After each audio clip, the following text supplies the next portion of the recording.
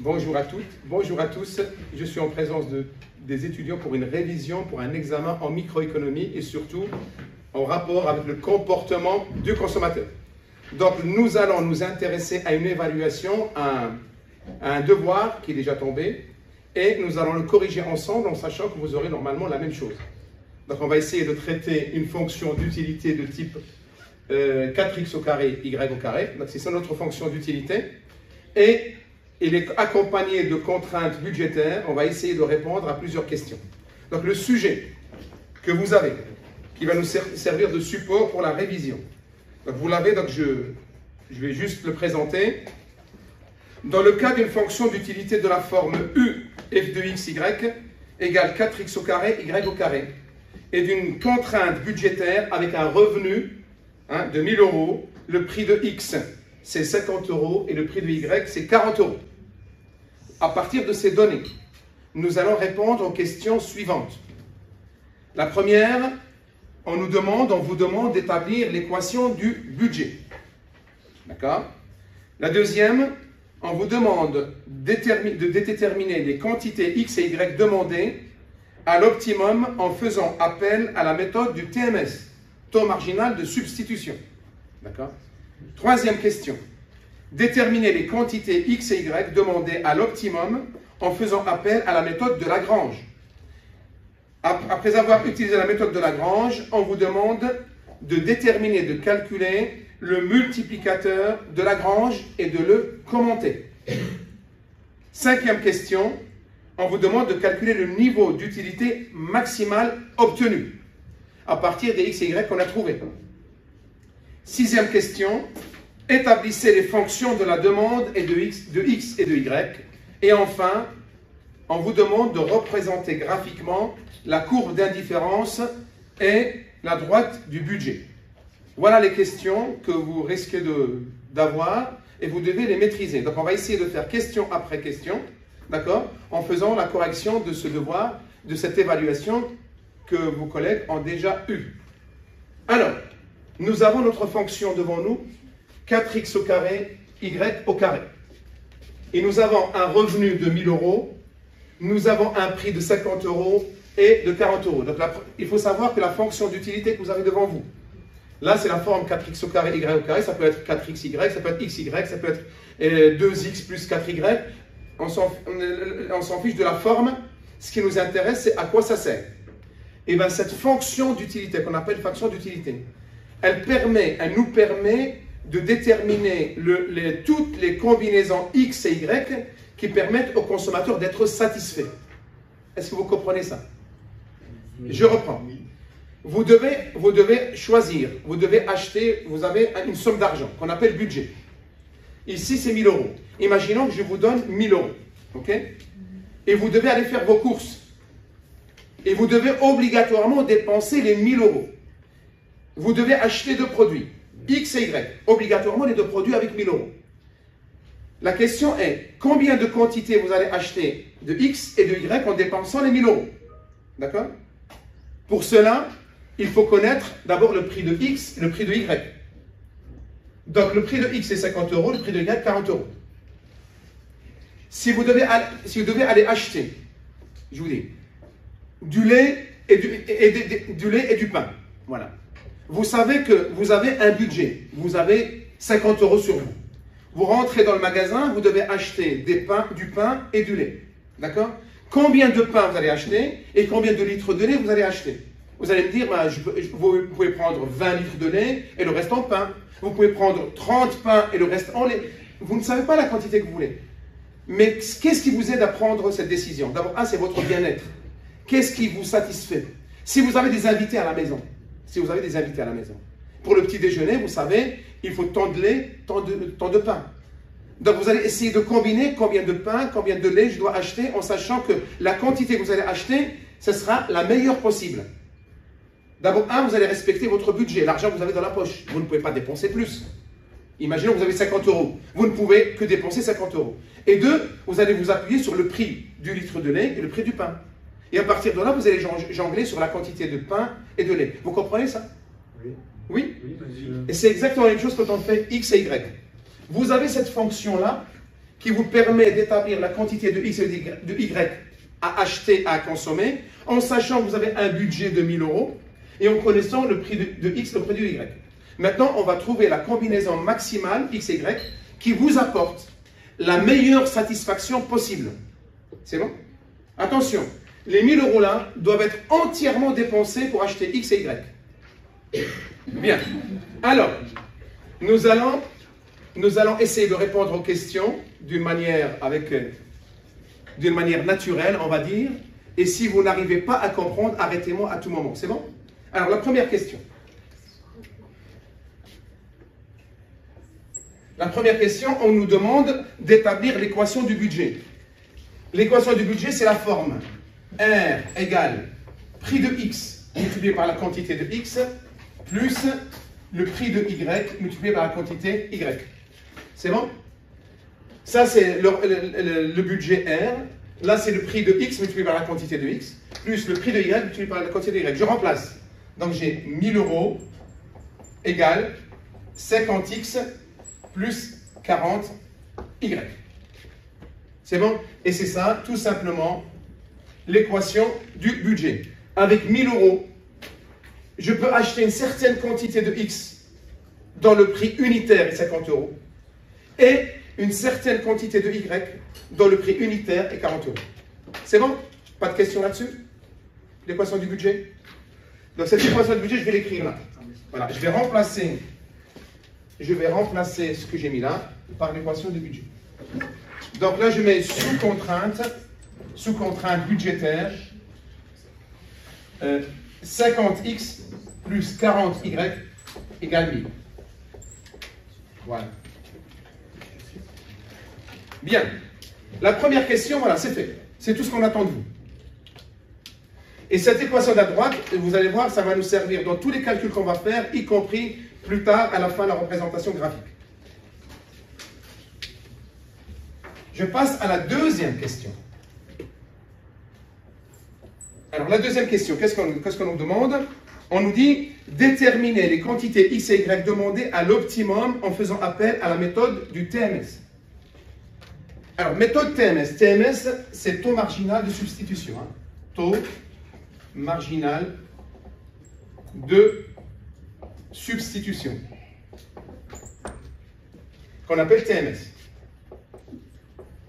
OK? Donc ça s'écrit comme ça, on dit TMS, X, Y. Et ça, comment on le calcule? Et bien tout simplement, l'utilité marginale de X divisée par l'utilité marginale de Y. OK? L'utilité marginale de X, l'utilité marginale de Y. Je précise que ce cours, je ne vais pas vous expliquer les dérivés. Il y a des séances que vous pouvez visionner pour comprendre les dérivés. Ben, vous devez maîtriser les dérivés usuels et les dérivés partiels. Sinon, vous allez avoir des difficultés pour résoudre de tels exercices. Alors, l'utilité marginale de X et l'utilité marginale de Y. Comment on les calcule? Eh bien, l'utilité marginale de X, c'est tout simplement la dérivée partielle de X. Et l'utilité marginale de Y, c'est tout simplement la dérivée partielle de Y. OK? Maintenant, comment on calcule la dérivée partielle de X? Dérivée partielle de X. Et là, je vais dériver X. Dans cette fonction, quand je dérive X, Y devient une constante.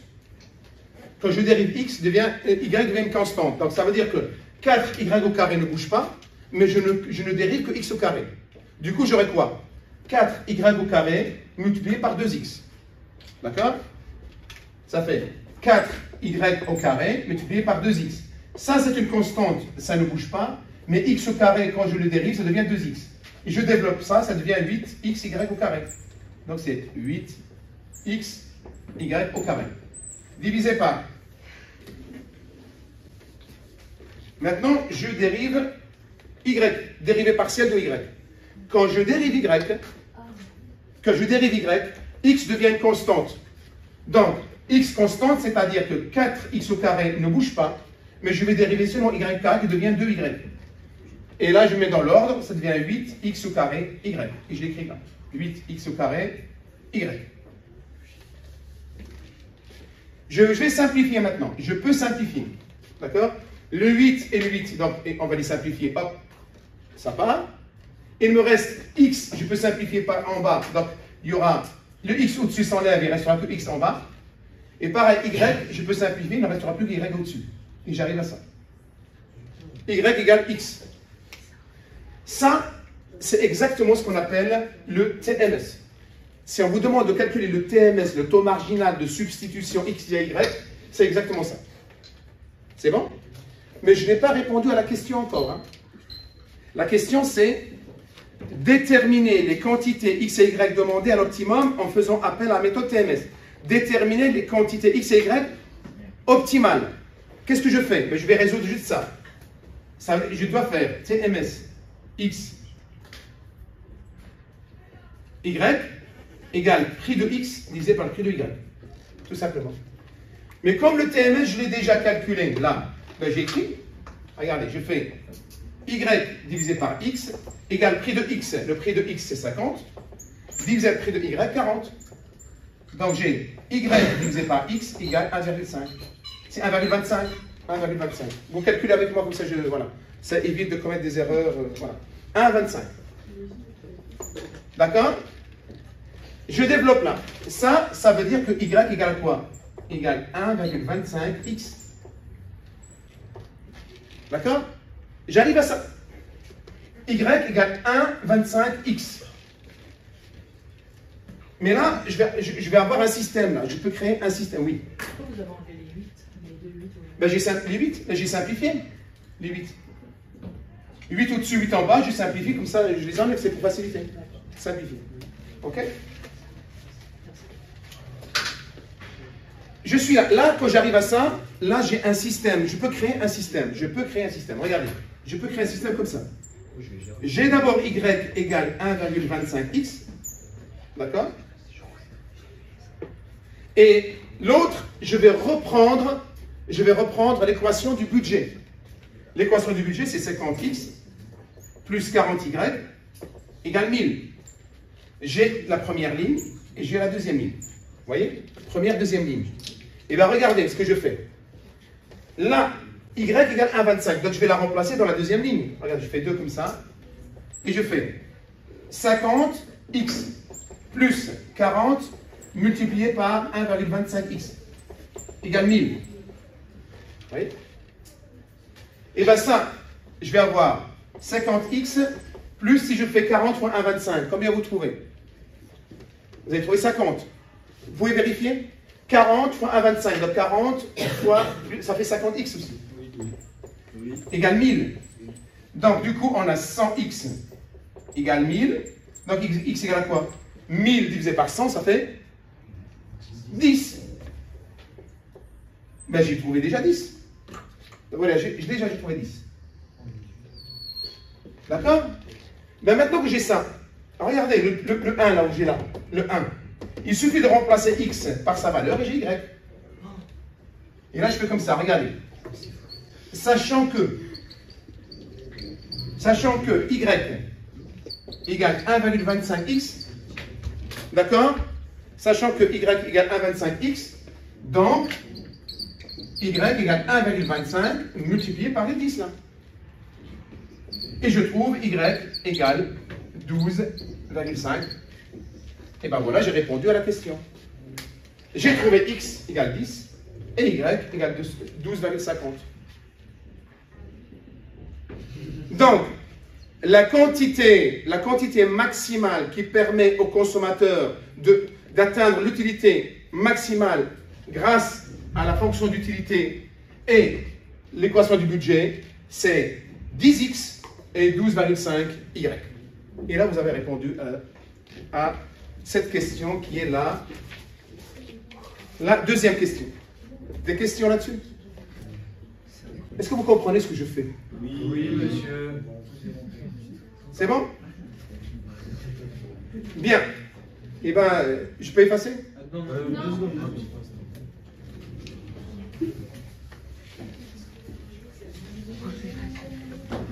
Alors, après la méthode, s'il vous plaît, allez, ça serait bien qu'on avance sérieusement, voilà. Après la méthode TMS, nous allons maintenant nous intéresser à la méthode de Lagrange.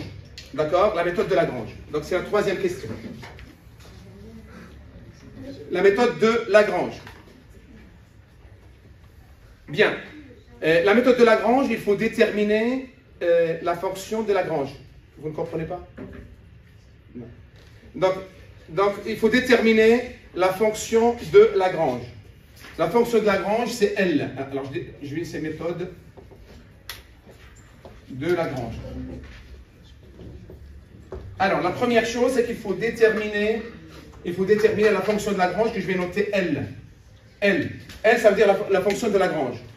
De quoi elle est constituée, cette fonction de Lagrange? Regardez ce que je fais. Là, je mets d'abord la fonction d'utilité. 4x au carré, y au carré. Plus, d'accord? J'ajoute une variable, un inconnu. J'ajoute un inconnu qu'on appelle lambda. D'accord? Vous pouvez appelez-le petit a, si vous voulez. Mais Lagrange, qui a inventé cette formule, lui, il a utilisé lambda, donc on garde lambda, par respect pour lui. Donc, mais vous pouvez l'appeler a si vous voulez. Donc, lambda, facteur 2. La facteur de quoi? Là, je reprends l'équation du budget. L'équation du budget. Seulement, je vais passer les x et les y du côté de 1000. Donc, je fais 1000 moins 50x moins 40y. Et voilà ma fonction, la fonction de Lagrange. D'accord? Et c'est très simple, c'est pas compliqué. Là, j'ai rien fait, j'ai fait que du recopiage. Donc, il n'y a rien de compliqué jusque-là. Quand je suis là, à la différence de la méthode TMS, j'avais deux inconnus, x et y. D'accord? Là, j'ai trois inconnus, x, y et lambda. On aurait pu l'appeler z, si vous voulez. Si ça vous dérange, lambda. Donc, x, y, z. Donc, ça veut dire que je dois calculer la dérivée partielle des trois. Je commence par le premier, dx égale. Donc là, on avait dit c'était, là ça devient 8x, y au carré. D'accord? Quand je dérive x, y devient une constante. Plus, attention, là aussi, je dois dériver, il y a un x là. Regardez, si ça vous pose problème là ce que je fais, développez. Ça fait quoi? Ça fait 1000 lambda moins 50 lambda x moins 40 lambda y. Hein? J'ai développé si vous voulez. Ok? Et bien regardez, quand je dérive x, lambda et y deviennent constantes. Donc dérivé de ça, c'est 0. Dérivé là, c'est 0. Qu'est-ce qu'il me reste? 50 lambda à dériver. Et 50 lambda à dériver, en dérivant x, en sachant que 50 et lambda sont des constantes, et bien ça devient 50 lambda. Du coup, j'ai là, la dérivée c'est moins 50 lambda. Hein, n'oublie pas le moins. Donc plus moins, ça devient moins 50 lambda. Là du coup, c'est moins 50 lambda. Voilà. Et ça, je résous égal à 0. Toujours 0. Et là, pourquoi faire? C'est pour trouver lambda. Lambda égale à quoi? Ben, égal à 8x au carré. 8x au carré.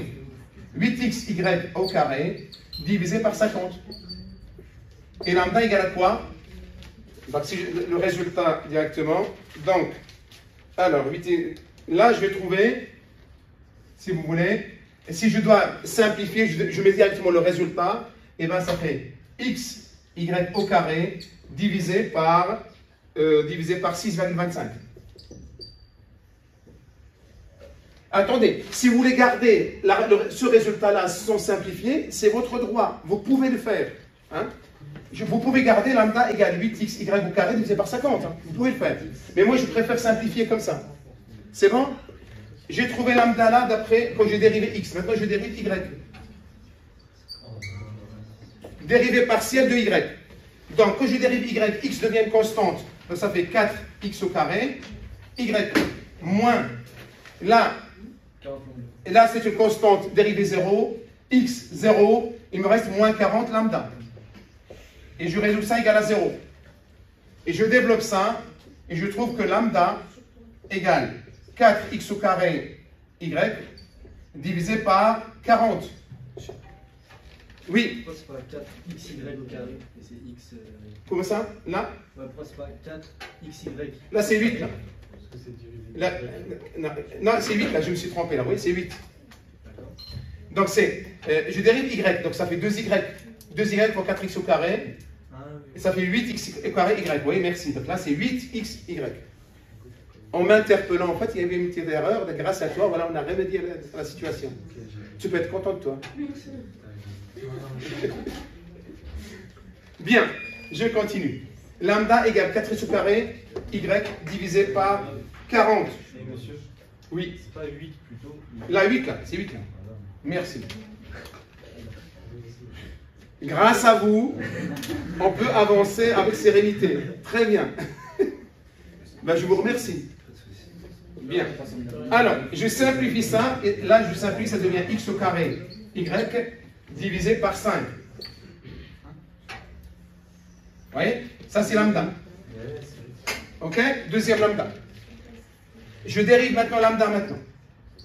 Là, c'est pas, tout ce qui n'est pas lambda, c'est constante, donc dérivée 0. Il me reste tout ça, lambda. Donc en fait, le dérivé, c'est 1000 moins 50x moins 40y. D'accord? Et je résoudre ça égal à 0, mais à la limite, je peux laisser comme ça pour le moment. Des questions là-dessus? Là, si vous ne comprenez pas les questions de dérivées partielles, là, il va falloir vraiment réviser vos dérivées usuelles et vos dérivées partielles. Hein. C'est des acquis pour moi. Hein. Les dérivées partielles, il faut les maîtriser. Hein. Donc, révisez vos cours, vos exercices sur les dérivées partielles pour comprendre ce que je fais. Sinon, il faut vraiment faire un cours spécial sur les dérivées. Hein. C'est bon, vous avez compris? Bien, là, j'ai calculé lambda, et là, j'ai calculé dérivée de lambda, là aussi. Regardez. Lambda égale xy au carré divisé par 6,25. Et lambda égale x au carré y divisé par 5. Donc on peut dire que les deux sont pareils là. C'est une égalité les deux. Donc je vais développer ça. Regardez. Là je fais. Regardez. Xy au carré divisé par 6,25 égale x au carré y divisé par 5. Vous voyez, parce que lambda égale à x au carré y divisé par 6,25. Et là aussi lambda égale x au carré y divisé par 5. Comme c'est les deux pareils, donc je peux mettre l'égalité. Et là, je développe ça. Regardez ce que je fais. Donc, je vais mettre la flèche comme ça, là, pour que vous puissiez comprendre. Voilà, regardez ça. Cette égalité-là, je vais la développer là. Vous êtes d'accord avec moi si je mets, comme c'est une égalité là, je vais mettre xy au carré divisé par y, x au carré y égale, regardez, je fais xy au carré divisé par x au carré y égale 6,25 divisé par 5. Les numérateurs, je les ai divisés ensemble. Dénominateurs ensemble, c'est la même chose, puisqu'il y a une égalité. Vous pouvez arriver là en développant plus, hein, en mettant xy au carré fois 5 égale x au carré y fois 6,25. Après, vous arrivez à ça. Mais j'ai sauté une étape, c'est pour aller plus vite. Mais on arrive à ça. Quand on arrive là, on peut simplifier. Regardez, je simplifie x. Donc, du coup, il restera x en bas, mais au-dessus, il va s'enlever. Y, il va s'enlever en bas, il restera juste y. Et y divisé par x, nous trouverons 6,25 divisé par 5, et là, égal à 1,25. Donc, là, j'arrive à y égale 1,25x. Oui. Y égale 1,25x. C'est bon? Quand j'arrive à cette solution-là, et bien maintenant je reviens, oui, je vais revenir à l'équation du budget. Regardez, mon développement, je suis arrivé à y égale 1,25x. Et bien maintenant, je vais revenir, regardez, je vais revenir à l'équation du budget. Et je vais remplacer y par sa valeur. D'accord? Vous voyez? Vous avez compris?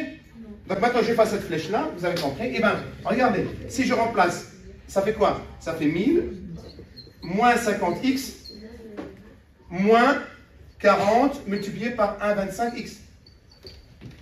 C'est bon?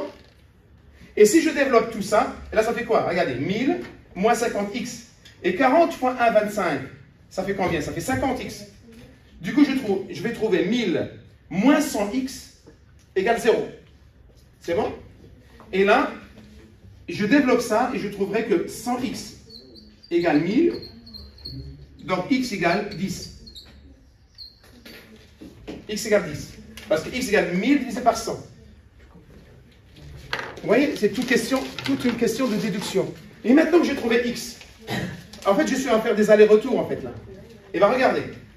Quand j'ai trouvé x, regardez, je retourne là, et je remplace x par sa valeur. Je trouve quoi? y égale 1,25 multiplié par 10. Et je trouve y égale 12,50. C'est exactement le résultat qu'on a trouvé quand on a fait la méthode TMS, taux marginal de substitution. Est-ce que vous comprenez ce qu'on fait? Refaites l'exercice plusieurs fois, vous comprendrez. Donc j'ai fait appel à la méthode de Lagrange et j'ai trouvé le même résultat que la méthode TMS. Ça, c'est la question numéro 3. D'accord? Alors, regardez. Maintenant, la question numéro 4. Est-ce que je peux effacer maintenant? Non. Mais écoute, voilà.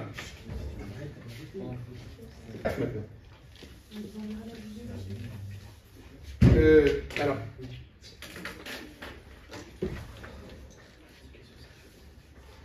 Alors, maintenant, nous allons passer à la quatrième question. La quatrième question,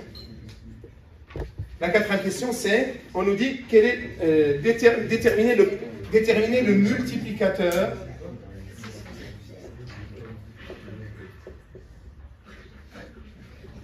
Des questions? Vous avez des questions?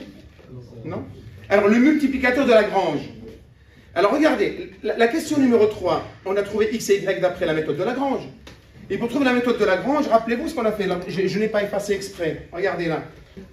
Alors, pour déterminer le multiplicateur de Lagrange, nous aurons besoin du travail qu'on a fait juste avant la question numéro 3. D'accord? Donc, rappelez-vous, quand on a, d'après la méthode de Lagrange, on a utilisé deux indicateurs, deux inconnus, lambda. OK? Et on a trouvé lambda égale 8xy au carré divisé par 50. Et le deuxième lambda, on a trouvé qu'il était... Non, on a trouvé le premier lambda, c'est xy au carré divisé par 6,25. Et le deuxième lambda, on a trouvé qu'il trouve y égale x au carré y divisé par 5. Choisissez celui qui est le plus facile pour vous, des deux. Lequel vous trouvez plus facile à développer pour vous? Celui-là, x au carré y divisé par 5. Ben regardez, je vais prendre celui-là, je vais le prendre. Donc je vais x au carré y divisé par 5. Et j'efface le reste. Regardez, j'efface. Vous pouvez prendre l'autre, hein, c'est la même chose. Hein. Et bien regardez.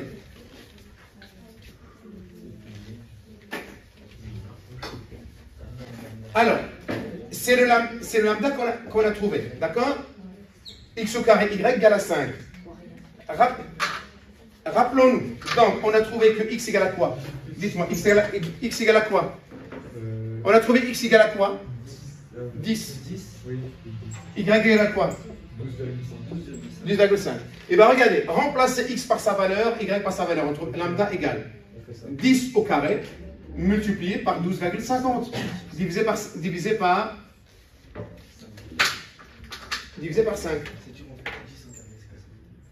Ça fait combien? Lambda égale à quoi? Allez, calculatrice s'il vous plaît. Comme ça on vérifie par rapport à mes calculs aussi. Donc je trouve 250. Est-ce que vous trouvez 250? Vérifiez. Et bien, le 250, c'est ce qu'on appelle le multiplicateur de Lagrange, tout simplement. C'est tout. Ben oui, donc c'est pas si compliqué que ça. Bon, maintenant je vais vous donner l'interprétation. Ça, c'est le multiplicateur de Lagrange en remplaçant x et y par leur valeur. Maintenant, ça veut dire quoi? L'interprétation, c'est quoi? Et bien voilà l'interprétation, comment on lit le multiplicateur de Lagrange. Ça veut dire quoi? Si le revenu, vous écoutez? Si le revenu augmente d'une unité, l'utilité totale augmente de 250. Autrement dit, si mon revenu augmente d'1 €, si j'augmente mon revenu d'1 €, l'utilité maximale obtenue augmentera de 250. C'est bon? Ça veut dire plus le revenu augmente, plus l'utilité augmente. Mais comment je calcule l'augmentation de l'utilité? C'est avec le multiplicateur de Lagrange. Ok? Alors maintenant vous allez me dire, mais comment vous déterminez? Là, vous me dites 1000 € augmenté d'une unité, facile à trouver. Il suffit d'ajouter 1 €. Mais quand vous me dites l'utilité totale, l'utilité maximale qui augmente de 250, égale à quoi à l'origine déjà l'utilité maximale? Ben, on peut la déterminer. Et je crois que c'est la question suivante. On vous dit, la question 5, quel est le niveau d'utilité maximale obtenu? Regardez, question numéro 5. Alors, la question 5, c'est le niveau d'utilité, le niveau d'utilité, le niveau d'utilité, le niveau d'utilité maximal. Et vous allez voir, c'est tout bête encore une fois. C'est vraiment tout bête. Qu'est-ce que vous faites? Regardez. On a la fonction d'utilité qui est là. F de x, y égale 4x au carré, y au carré. Il suffit de remplacer x et y par leur valeur qu'on a trouvée là. Tout simplement, regardez, je fais f de 10 et 12, 5, et je remplace dans l'utilité, dans la fonction d'utilité, x par sa valeur, y par sa valeur, ça devient 4 multiplié par 10 au carré, multiplié par 12,50 au carré. Et combien vous trouvez? Moi, en calculant, j'ai trouvé 62 500. Vérifiez, s'il vous plaît. On trouve 62 500. Donc, ça veut dire quoi? Écoutez bien, avec un budget. Des questions? Il y a des questions, je vois. Vous avez des questions? Tu as une question? Bon, d'accord, donc je peux continuer? Bien. Alors, nous avons un budget de 1000 €, là. Avec ces 1000 €, je peux acheter 10x à 50 € l'unité et 12,5y à 40 € l'unité. Avec ce budget-là et en respectant la fonction d'utilité, ma satisfaction personnelle a une valeur de 62 500. Vous allez me dire, mais c'est quoi 62 500? C'est des euros? En fait, c'est juste une évaluation, une valeur estimée, ressentie. Quand vous allez à l'hôpital et vous souffrez, on vous dit bien, écoutez, votre souffrance, si vous la mettez entre 0 et 10, vous mettez à quel niveau? On vous a déjà posé la question. Vous dites, ma souffrance, c'est le niveau 6. Quand c'est vraiment le souffrant, c'est le niveau 8. Mais de 0 à 10, c'est juste une échelle, une indication de quelque chose ressenti. Ben c'est ça. On a donné une valeur à quelque chose ressenti de 62 500. Donc, l'interprétation maintenant, regardez. Le coefficient de Lagrange qui est égal à 250, ça veut dire quoi? Quand le revenu du consommateur augmente d'une unité, la satisfaction augmente de 250. Autrement dit, si le revenu passe de 1000 à 1001 €, et bien la satisfaction passe de 62 500 à 62 750. 62 500 plus 250. Est-ce que c'est compliqué? La sixième question maintenant, on vous dit, établissez les fonctions de la demande. Alors, je vais essayer d'aller vite parce que ce n'est pas compliqué là, c'est juste un développement logique que vous devez faire. Regardez. La fonction de la demande, on a trouvé que le TMS x, y égale à quoi? Donnez-moi le TMS, c'est y divisé par x? Oui. Bien. Et bien, regardez. Voilà ce que regardez le développement que je fais. Donc, je commence par y sur x. On avait dit, l'objectif, c'est d'arriver à yx divisé par... Arriver à cette égalité, c'est ce qu'on a fait. D'accord? Y divisé par x égale prix de x divisé par prix de y. Ça, en fait, c'est l'objectif pour déterminer x et y pour atteindre une satisfaction optimale. Quand on l'a fait au début, la méthode TMS. Et bien, regardez, je mets le TMS égale prix de x divisé par prix de y, je développe ça. Regardez, je développe. OK? Y égale à quoi? Égale x multiplié par p de x divisé par p de y. Ça fait x multiplié par p de x divisé par p de y. Vous êtes d'accord avec moi? Maintenant, je reviens à l'équation du budget. Je reviens à l'équation du budget. Hein, l'équation du budget. Et je remplace y par sa valeur, parce que j'ai trouvé là. Ça devient quoi? 50x plus 40. Non, j'ai même pas besoin de prendre les chiffres en fait. L'équation du budget, c'est celle-là. On a R égale prix de x multiplié par x, d'accord, plus le prix de y multiplié par y. Vous me suivez là? Pour la rendre plus facile, je vais juste inverser x et prix de x, c'est plus facile pour développer. Regardez, je fais égal x, prix de x, plus y, le prix de y. Donc R égale, je remplace X, P de X, et je remplace Y par sa valeur là. Ça devient quoi? Plus X, prix de X, divisé par le prix de Y, multiplié par le prix de Y. Et j'ai remplacé Y par ça. D'accord? Regardez, là, prix de Y, là ça s'annule, il me restera Y, R égale X, le prix de X, plus X, prix de X. Je développe ça.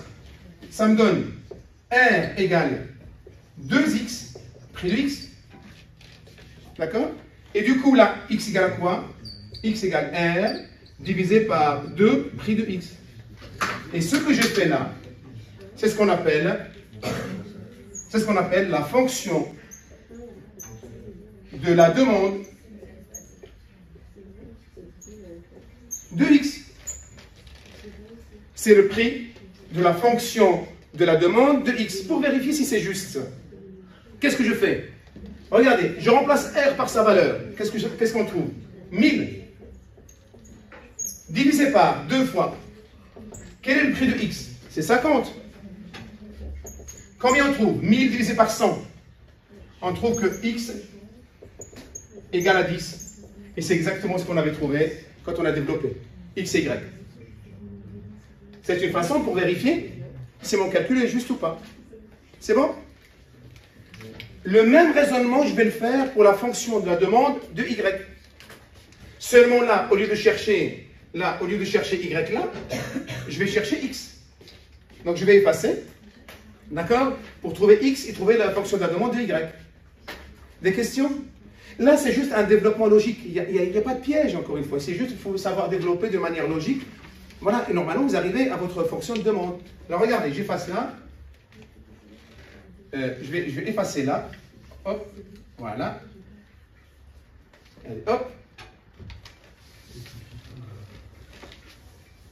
Regardez, et là je fais autrement. Regardez, Y, X, et P de X, Y. Alors maintenant je veux trouver X. D'accord? Si je veux trouver X, comment je fais? Je peux développer autrement si vous voulez. Je fais Y, prix de Y, égale X, prix de X. Je développe là. X égale à quoi? Égale Y, prix de Y, divisé par le prix de X. J'ai trouvé X là. Maintenant, dans mon équation du budget, je remplace X par sa valeur. Je remplace X par sa valeur. Donc, R égale. Quand on parle en même temps, si vous voulez, quand on parle en même temps, on ne s'écoute pas.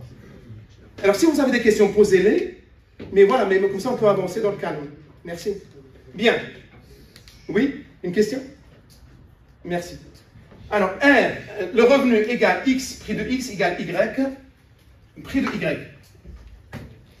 Et bien, regardez, je remplace X par sa valeur, ça devient Y, prix de Y, divisé par le prix de X, multiplié par le prix de X, plus Y, prix de Y.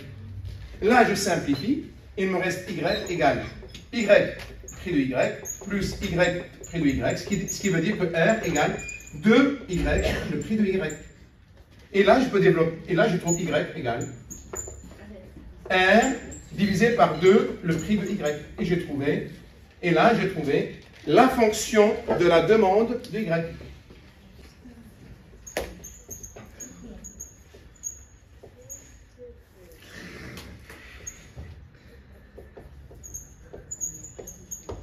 D'accord?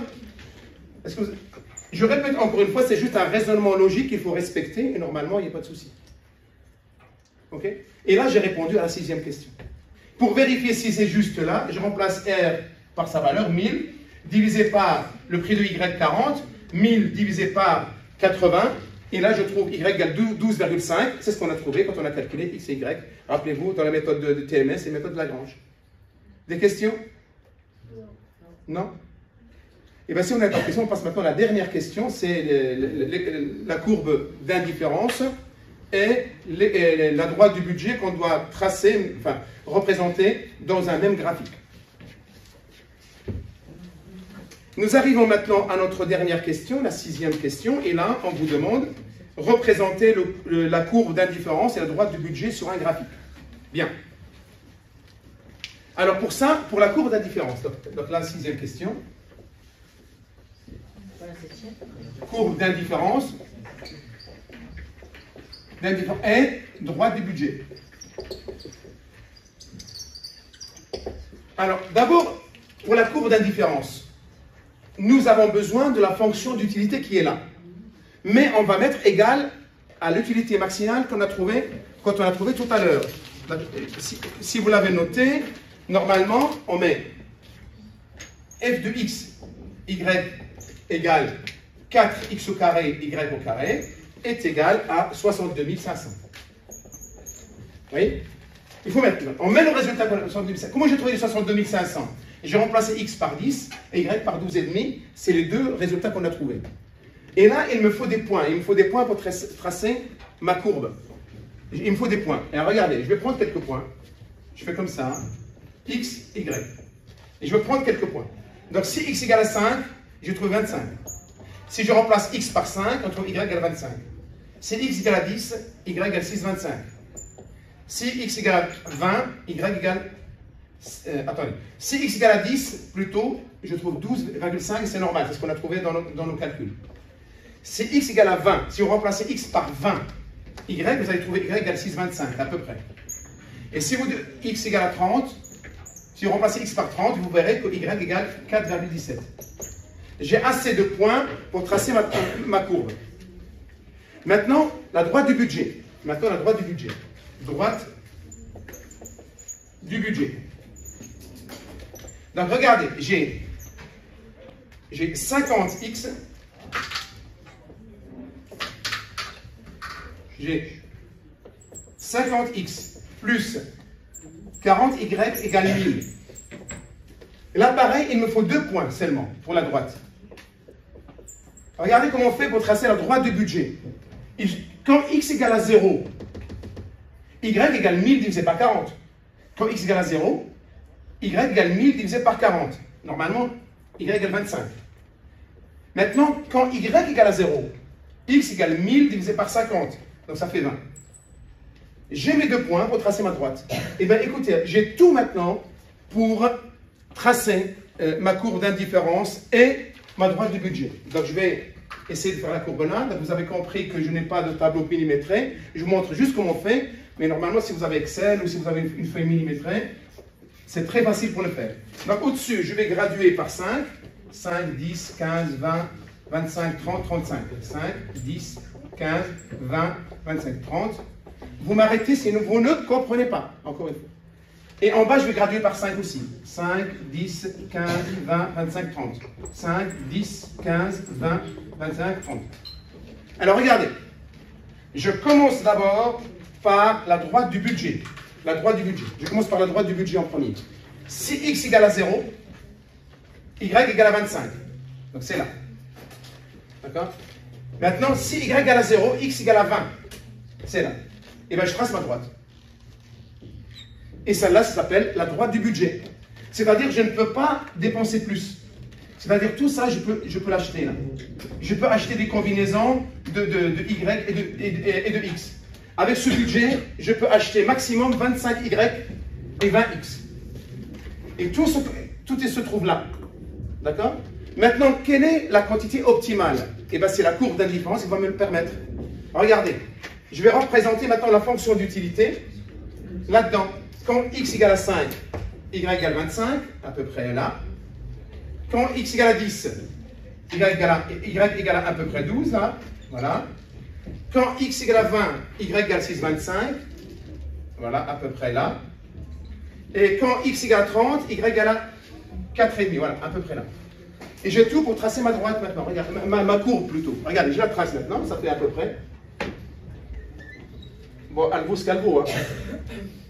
Oui, voilà. Ça, c'est la courbe d'indifférence avec l'utilité égale 62 500. Et bien, l'intersection là, le point d'intersection là, correspond à 10, correspond à 10 et 12,5. 10 et 12,5. Là, c'est 10 et 12,5. C'est XY qu'on a trouvé par la méthode TMS et par la méthode de Lagrange. Donc, le point d'intersection entre la courbe d'indifférence et la droite du budget, ça correspond à la quantité maximale qui apporte la meilleure satisfaction, cette satisfaction qui est représentée par 62 500. Et là, j'ai ma courbe d'indifférence, j'ai la droite du budget et je détermine la quantité de JCP. Voilà ce qu'on attend de vous. Est-ce que vous trouvez que c'est compliqué? C'est compliqué? Eh bien, je vous encourage à répéter l'exercice plusieurs fois et normalement, ça doit aller. D'autres questions? Non. Pas d'autres questions? Eh bien, je vous dis bon courage et à très bientôt. Merci.